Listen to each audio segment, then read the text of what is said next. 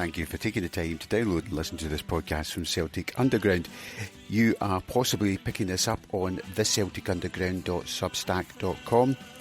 If you are a paid subscriber, you can link your account to wherever you pick up your podcasts, whether that be Spotify, Apple, Amazon, wherever, and you can pick up the subscription feed where you get your normal feed. Just go on to Substack on the website and follow the instructions. Meantime, this is Andrew H. Smith in conversation.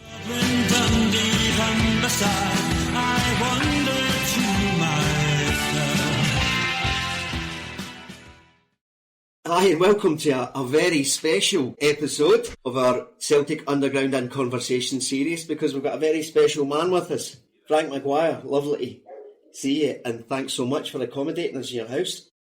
It's a pleasure.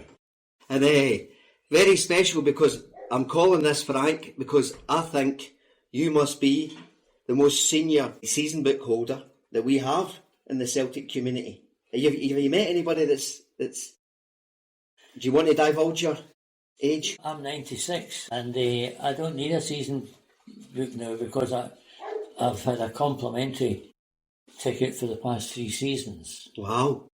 And how did that come about? That's an unusually kind of kind gesture for Celtic. Right, well, it's possibly because I have a slight connection to one of the founding fathers, Joseph McGrory. No connection to Jimmy McGrory. No, it's different spelling, isn't it? Different spelling. It's Groary. That's right. His father married my great aunt. Right. So that's how I'm connected. So I've got a blood connection. Right. To the very start. To the very start. And people ask me, do I brag about it? I say, yeah, I certainly do brag about it.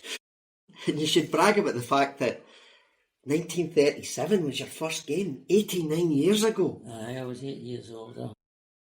Incredible. It was, and as I say, I used to, my maternal uncle used to take me to the game, and we always sat right at as the teams came out. It was just a narrow passageway. There was no dugouts on either side or anything like that. And as the teams came out, he said, McGrory's playing. That's why I knew, because there was no public address system or anything at Celtic Park at that time. And where was where they come out? It wasn't where they come out now, no? Was it the other side? Oh, no, it was right in the middle. Was it right? Right in the middle, yes. There wasn't any seats therein, was there? No. When the game started, there was just the trainer. Jimmy McMenemy was the trainer, an ex-player. Yeah. He was the trainer. He just stood there with a bag with a sponge on it. The magic sponge. A wee bottle of smelling salts in case somebody got knocked out or something, you know. Sometimes it's the smells you remember, isn't it? The fragments of your memory. What you remember. And as I say, the players were rubbed down with the embrocation, and you could go with it quite strongly. Yeah, and do you think you were always destined to? I think you grew up in Dublin, did you? Yes, the home of Rangers. Yeah, how was that? It was a cold windy day. You could hear a roar. You know that was Rangers scoring, and of course you cursed them straight away. Yeah. And for you, because Celtic, people think about Celtic now, but Celtic wasn't that successful, and you were growing up with difficult times. Oh, very difficult times. I think they had won the Scottish Cup in April 1937, so I wasn't at that. No. But then the following year, they won the Exhibition Cup. Oh, yeah. The Empire Exhibition was over in Bellahouston Park, and all the games were played at Ibrox. 4 top teams in Scotland and 4 top teams in England, and they played against each other. And I can remember the first game Celtic played was against Sunderland. That's right, yeah. And again we were right down and I remember it was nothing each at half time. And they had a player called Rach Carter. He was a wonderful player. Right. A cannonball shot in either foot. And as they came off, a Sunderland support came down and called out to him, "Best of luck, Rach." And Rach says, "No problem. We'll look them in the second half." Well, you can imagine the response as he was going up the tunnel. But we beat them in the replay. So that was. And then at Everton in the final. So you were at all those games, aye? All those games, yeah. aye. Must have been magical. You would have been 9 then, so it must have been magical. And of course it was handy because we lived in Govan. Of course. You see? Yeah. And I remember the final. I remember Johnny Crumb scoring. I think it went to extra time. Yeah. I'm not sure. But he scored, and Sager was the goalkeeper. He actually got his... He managed to parry it a bit, but the ball went into the net. So that was a great occasion. This early team you were seeing, it's like you're talking about, you've got Johnny Crumb, you've got like Bobby Hogg, Malcolm McDonald, Willie Lyon, Willie Buchan, Jimmy Delaney. Oh, my boy who is here. Yeah, Jimmy Delaney. Partly an amazing guy as well as an amazing player. He played throughout the war. He got injured playing at Parkhead just before the war started. And he was off for 2 seasons. The bone wouldn't knit or something, And he was off for 2 seasons. I went to... Rangers used to have a sports day the Saturday before the season started. And I went there with 2 of my pals. They were Rangers supporters, they were from Govan. And as the teams came out for a five-a-side, I said, "My God, that's Delaney." He was back. And he was back to his great form again. But it didn't last long because Celtic used to play Rangers in maybe September and then on New Year's Day. And in the September game, it was a corner kick was taken. And Delaney was coming in, and Dawson barged Delaney, shoved him into the back of the net. Right. And he couldn't get up. And the Celtic supporters went mad. Started to throw bottles to try and hit Dawson. He couldn't reach him, but the bloody place was full of bottles. I think Celtic had to play their home games at Shawfield as a punishment for this and post warning notices about their future conduct. But we think now that supporters are badly behaved or whatever, but you must have seen some... just as bad then. You must have seen some sights. Yeah. But the war time was a poor time for us at Celtic. They won nothing. It was hellish. They won nothing. The Rangers won everything. There used to be a story about 1914, the first into the trenches, the Connaught Rangers, that was an Irish regiment. 1989, first into Highlands and Wolves, the Glasgow Rangers. So they done the reserved occupations. Reserved occupation, So you were only 11 when the war broke out, so... 10. I was just 10. I just turned 10.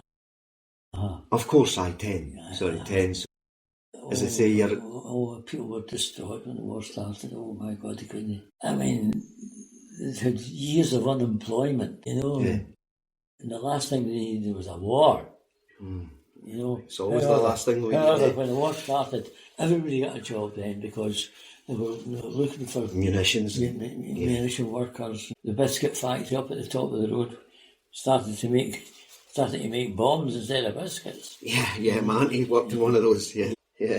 And for you, it's what an incredible story that your father, was it your grandfather attended the first Celtic game? Yes, he did. Was that your father or grandfather? My grandfather. Your grandfather. He walked in bare feet to the first game. And that was an uncommon thing for kids to have bare feet. Not an uncommon thing at all. He walked from Mary Hill What for Maryhill? That's where I live now. Aye, he walked from Maryhill in Agnes Street, I'm not sure. But he walked from there to the first game. How did he know? Did you ever talk to him about Celtic? Oh yeah, as he walked in his bare feet, his better off cousin Joseph McGrory, who was a lawyer. That's how he knew, right? He was a lawyer by that time. And when I got there, he was dressed up to the nines like yourself. McGrory wasn't. My grandfather wasn't. But see, it was quite it was luck of what intelligence you had. My grandfather, his grammar wasn't very good, but he had an actual intelligence. Right. He was a miner for 30 years.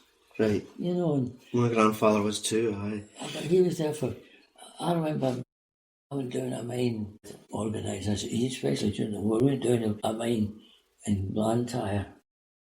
He knew somebody. And I remember, God, I thought, when will this thing ever stop? Oh, I know. It's scary. And I was down there for 10 minutes and I says, I've had enough of this. Get me out of here. 10 minutes and my grandfather had 30 years of it. I know. It's a wonder it didn't break his spirit.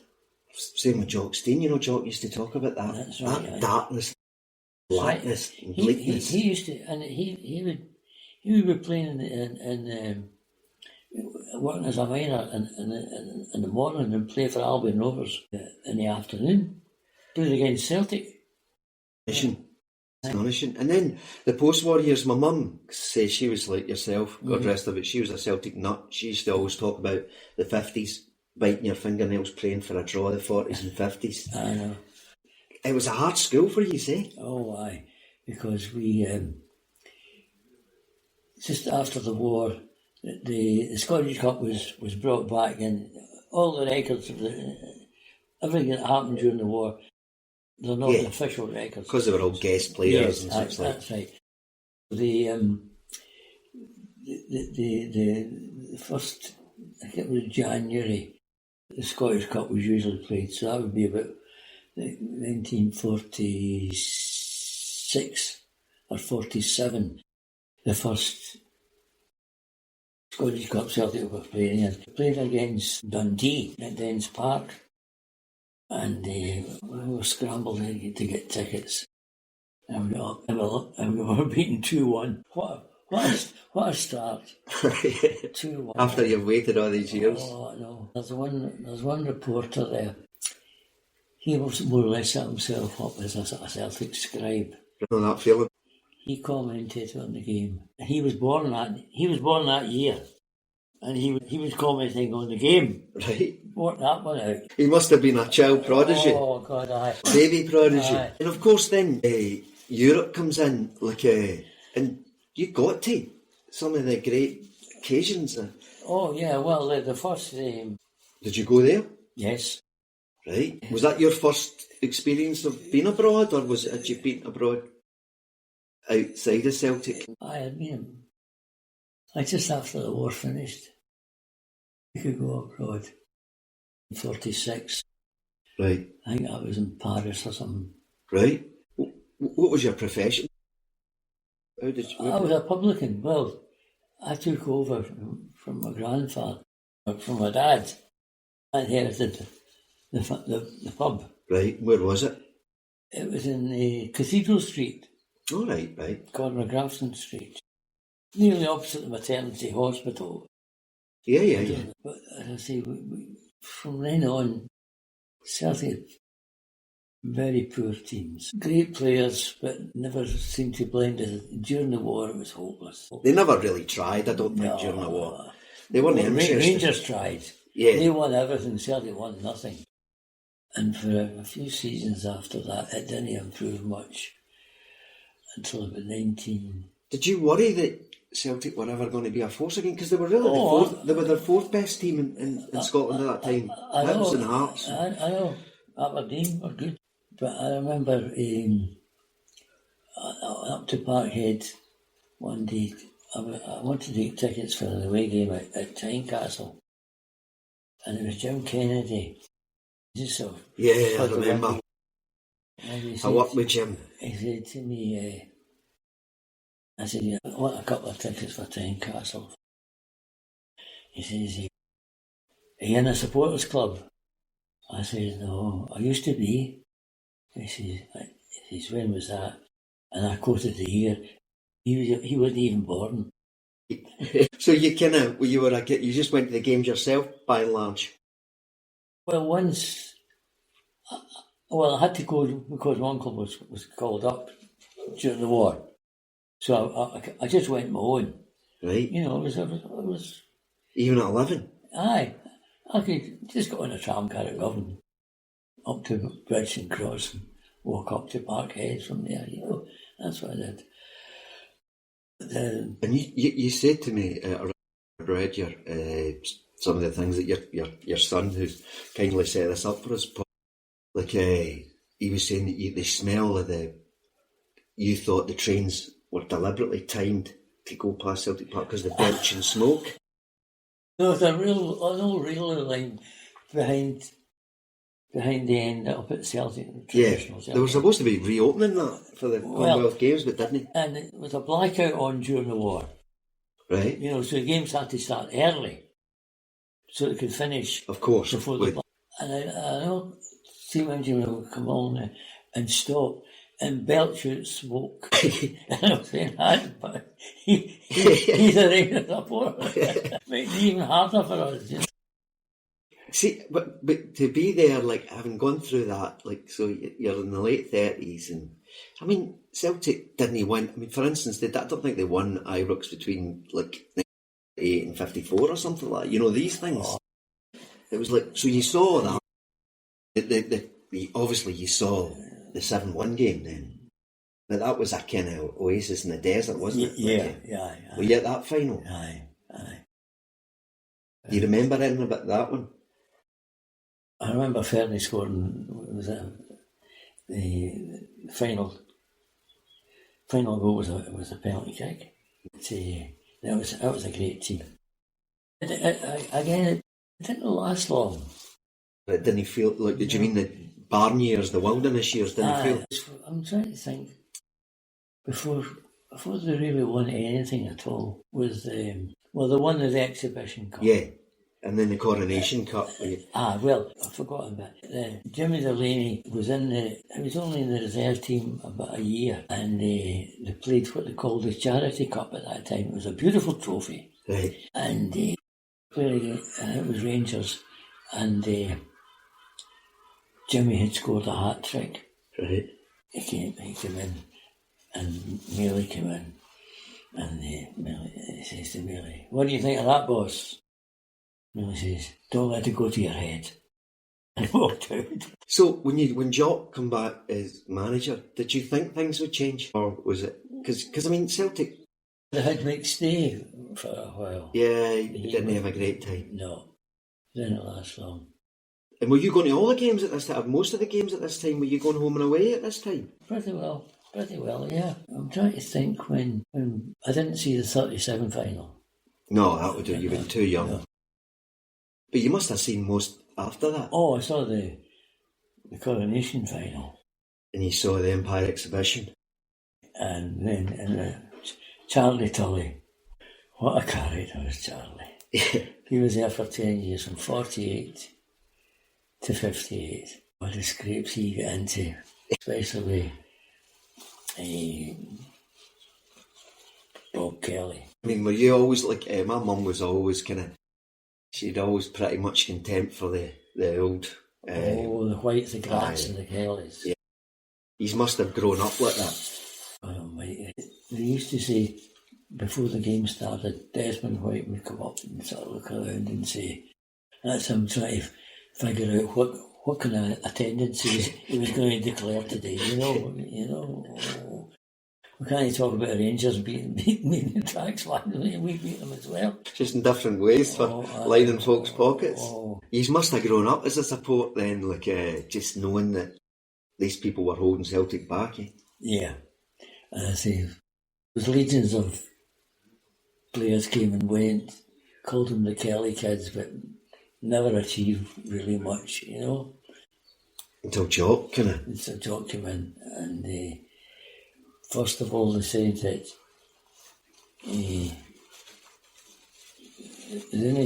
said we didn't really want you, we couldn't have a Protestant being a manager of Celtic. Yeah, that was Bob Kelly. Aye, and they wanted it to be a double. Sean Fallon was going to be. That's right, joint manager. And Steve says, no way, I'm the manager. He says, he'll be my sidekick, you know? Yeah. You know? Yeah. So that was it. But, and I take it Steen gave you your best days, because how could they be any better? Well, he went to Zurich and... Must have been some adventure. Did you go in a kind of, was that a charter, a Celtic charter? No, it was a scheduled flight. All right. To begin with. But I'd booked into it. I wondered why I was going. They didn't know me at the time. You know, the officials didn't know me. And of course, I was wearing a Celtic tie, and of course, oh, you're enjoying it? I said, I was the same hotel as you. And you were in the team hotel? Yeah. All right. At that time. So, I remember we had travelled on was it the Saturday? The Sunday. It used to be a week-long adventure, eh? Aye. Well, Tony Queen, the bookie. Oh, yeah. He was big pals with Jock, wasn't Aye. He didn't travel with us to begin. He came in the day after him. And he came in and he sat down. It was after breakfast when we went and just sat down there to have a chat. And he came in and he had the Daily Record. Right. Tommy Gemmell was there, and he says, Tony, you got I look at the record, and he's looking, and he says, Tony, I say, you don't fancy our chances tonight. He's looking at the bookies' odds. Right. Oh, he says, I know you'll get through, he says, but he says, my odds can't be any different from any other bookie, you know. So we just left it at that. Before the games, we assembled outside the hotel to go to the game.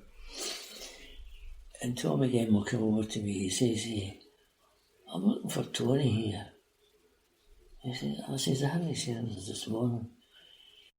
And he says, I'll tell you something. He says, we've had a whip round and we want to put £300 on us to win tonight. We're not supposed to do that. No. He says, he didn't give me the £300, but he says, will you tell him that. Well, we've got a £300 wager. £300 wager. That's a lot of money then. Aye. The game starts and Tony was there.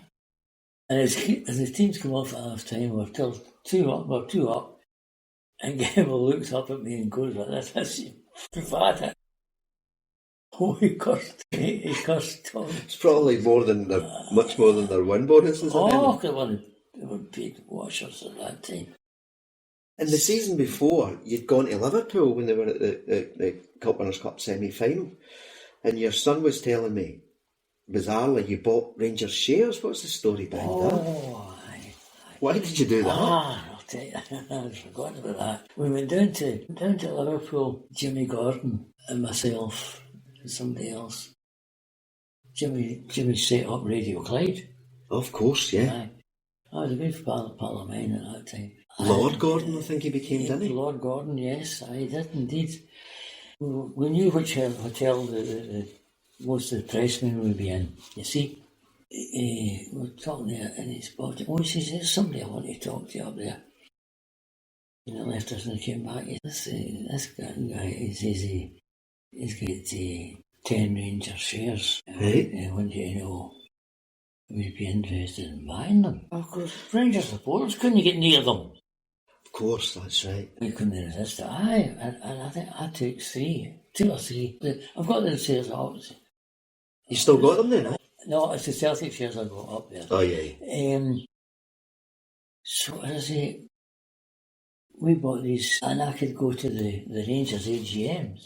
A lot of the press guys used to buy them, and they said that's why the reason why they had them was so as they could go to the AGMs, because that's the only way you could get in. They didn't let the press in. That's right, because And I remember...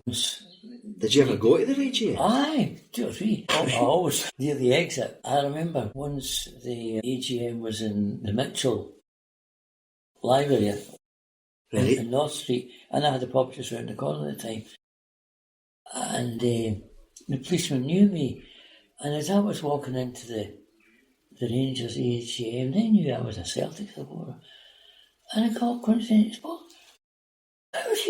why was you going? But did you just go for badness? Aye, it was entertainment. Thanks for downloading and listening to this podcast. However, if you are a paid subscriber, keep listening. There's more of the podcast left.